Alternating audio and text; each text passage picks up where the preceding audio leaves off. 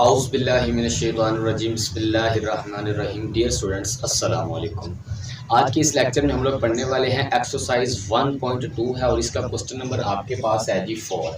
Question number 4 में हमने क्या करना है, सबसे पहले हम लोग हेडिंग पढ़। तो देखिए जी, क्वेश्चन नंबर 4 है।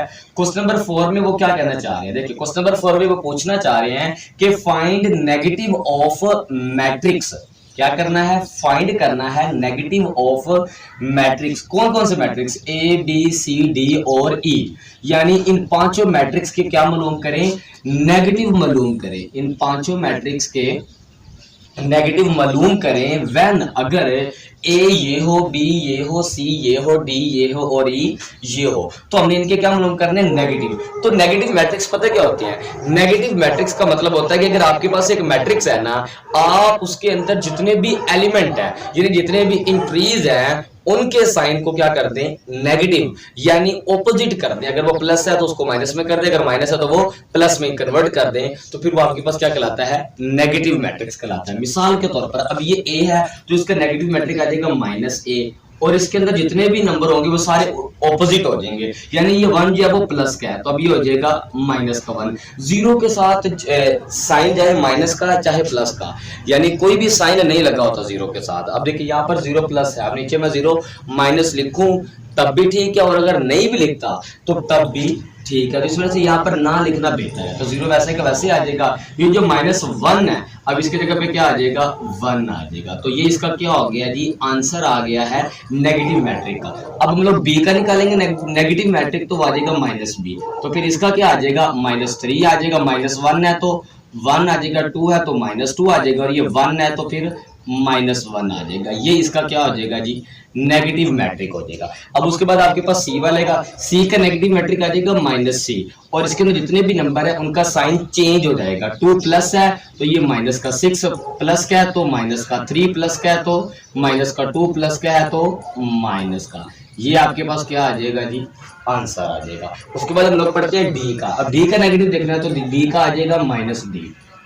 डी का आपके पास क्या आ जाएगा, -d आ जाएगा, और सारे एलिमेंट्स चेंज हो जाएंगे। 3 माइनस क्या है तो प्लस का हो जाएगा, 4 माइनस क्या है तो प्लस का हो जाएगा, 2 प्लस क्या है तो ये माइनस का हो जाएगा, 5 प्लस क्या है तो ये माइनस का हो जाएगा, और ये आपके पास क्या आ जाएगा जी, आंसर आ जाएगा। अब हम लोग देखते हैं ई वाले का। तो देखें जी, ई का जो आंसर आएगा वो आपके पास आ जाएगा -e, और ये जो अंदर है सारी लामतें चेंज हो जाएंगी, यानी 1 है तो -1, प्लस -5 है तो प्लस का 5, 2 प्लस का है तो -2, 3 प्लस का 3 है तो -3। तो ये आपके पास क्या आ जाएगा, इसका आंसर आ जाएगा। ये हमारे पास क्वेश्चन था, क्वेश्चन नंबर 4 था। हमने क्या फाइंड किया है, नेगेटिव मैट्रिक्स।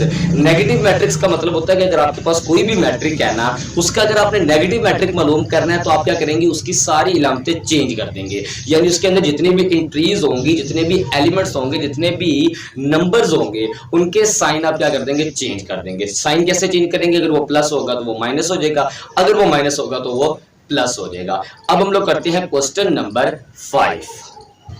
चलिए जी, अब हम लोग पढ़ते हैं क्वेश्चन नंबर 5 की हेडिंग के। क्वेश्चन नंबर 5 में वो पूछना क्या चाह रहे हैं, देखिए वो कहते हैं जी, find the transpose of each of the following matrix. यानी ये जो आपको मैट्रिक्स दिए गए हैं ना, इनका आपने क्या मालूम करना है, ट्रांसपोज मालूम करना है।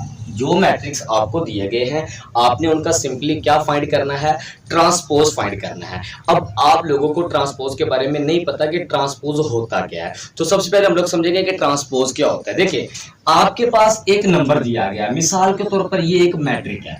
आपको एक मैट्रिक दिया गया है, आपने क्या किया, उस मैट्रिक में जो रोज थी ना, रोज को कन्वर्ट कर दिया कॉलम्स के अंदर, ठीक हो गया, या फिर कॉलम्स को कन्वर्ट कर दिया आपने रो के अंदर। तो इसे कहते हैं मैट्रिक का ट्रांसपोज लेना। क्या, यानी एक मैट्रिक है आपके पास, आपने उस मैट्रिक का क्या किया, रो को कॉलम में तब्दील कर दिया या फिर कॉलम को रो में तब्दील कर दिया। तो इसको तब्दील करने के बाद हासिल होने वाला जो मैट्रिक होता है वो आपके पास कहलाता है ट्रांसपोज मैट्रिक। और उसको किस तरह से शो करते हैं, और उसके जो नाम होता है उसके ऊपर टी लगा देता है। मिसाल के तौर पर आपके पास एक मैट्रिक था ए, तो जब आपने ए का ट्रांसपोज लिया ना तो आप कहेंगे ए का टी, यानी ए का आपने ट्रांसपोज लिया है। आई होप कि आपको समझ आ गई होगी। अब हम लोग करते हैं अपना क्वेश्चन नंबर ए जो है। देखिए क्वेश्चन नंबर ए में हमने क्या करना है, ए का ट्रांसपोज लेना है। तो जब ए का ट्रांसपोज लेना है तो वो फिर आ जाएगा ए टी, यानी ए का ट्रांसपोज। अब इसको कैसे लेना, ये आपके पास रो है तो रो कन्वर्ट हो जाएगी कॉलम के अंदर, या फिर कॉलम कन्वर्ट हो जाएगी रो के अंदर। तो ये आपके पास जो है, आई होप कि ये आपके पास रो कॉलम है, तो कॉलम को हम कन्वर्ट कर देंगे रो के अंदर। यानी आप ये समझ लें कि ये वर्टिकल है, इसको हमने किस में कन्वर्ट कर देना है, हॉरिजॉन्टल के अंदर। तो देखिए फिर ये आ जाएगा 0 1 और फिर -2। तो ये आपके पास क्या आ जाएगा, इनका आंसर आ जाएगा। ये आपके पास इसका आंसर आ गया।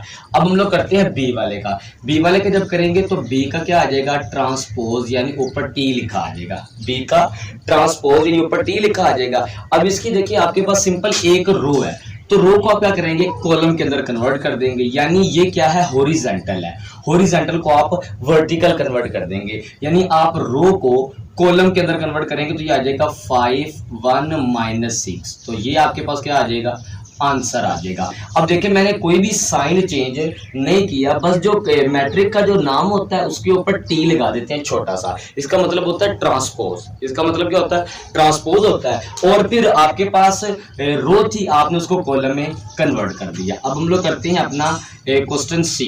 ये जो मैं लाइन लगा रहा हूँ ये सिर्फ और सिर्फ सेपरेट करने के लिए लगा रहा हूँ। ये ना हो कि आप कहेंगे ये भी क्वेश्चन का हिस्सा, सर ने यहाँ पर भी लगाई थी तो ये भी क्वेश्चन का हिस्सा है। ये क्वेश्चन का हिस्सा नहीं होती है, सिर्फ सेपरेट करने के लिए लगा रहा हूँ। अब देखिए सी का क्या लेंगे, तो सी का जी हमने ले लिया ट्रांसपोज।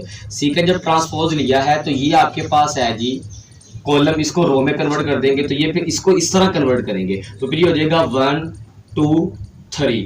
अब ये भी इसी तरह, इसको भी हम लोग इस तरह कन्वर्ट कर देंगे तो ये हो जाएगा 2 -1 और 0। ये आपके पास आ गया जी क्वेश्चन है सी का ट्रांसपोज। तो ये इसका आंसर निकला है।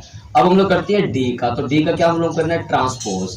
अब देखिए इसका ये जो वर्टिकल है इसको हॉरिजॉन्टल तब्दील कर देंगे, यानी 2 और 0। ये भी वर्टिकल है, इसको हॉरिजॉन्टल 3 और 5। ये आपका क्या आ जाएगा जी, आंसर आ जाएगा ट्रांसपोज का। अब हम लोग लिखते हैं ई का। तो ई का ट्रांसपोज लेना है तो ई के ऊपर क्या आ जाएगा, छोटा सा टी आ जाएगा। अब ये वर्टिकल है यानी ये आपके पास कॉलम है, इसको रो के अंदर तब्दील कर दे तो ये हो जाएगा 2 -4। इसका भी बिल्कुल वैसे, तो 3 और ये हो जाएगा 5। ये आपके पास इसका क्या आ जाएगा, ट्रांसपोज का आंसर आ जाएगा।